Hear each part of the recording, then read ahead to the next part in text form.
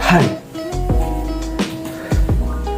selamat datang kembali di channel Diamond Psycho, yang dimana saya dari perwakilan Lombok 7 ingin membawakan sebuah materi, yaitu materi aliran psikologi transpersonal. Apa sih transpersonal tuh? Oh ya, sebelum memulai materi kami pada video ini, kami akan memperkenalkan dulu satu persatu siapa saja orang-orang di kelompok 7.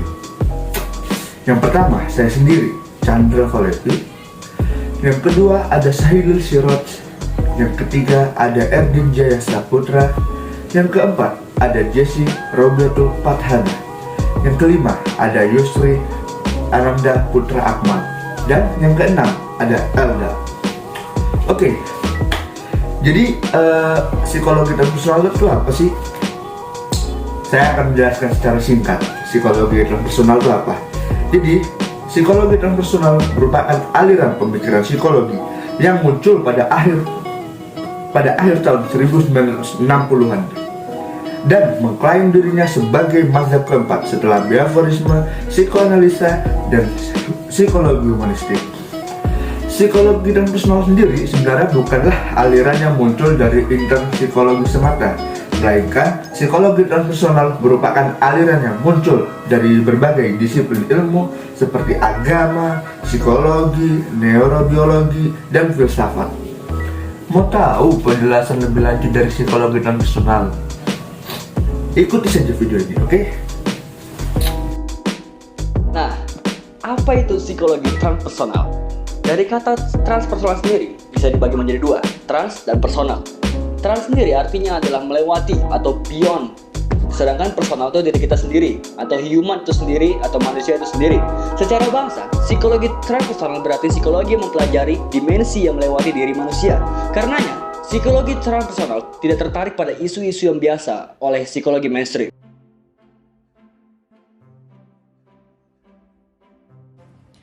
Grof lahir pada tanggal 1 Juli 1931 di Cekoslovakia.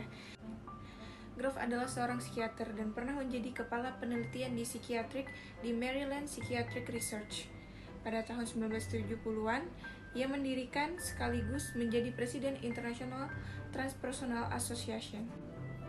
Ada dua kontribusi besar Grof, yaitu mengembangkan holotropic breathwork dan meneruskan gagasan Otto-Rank mengenai prenatal dan perinatal psikologi, yaitu bahwa pengalaman dalam rahim ibu dan selama proses kelahiran punya dampak psikologis terhadap anak.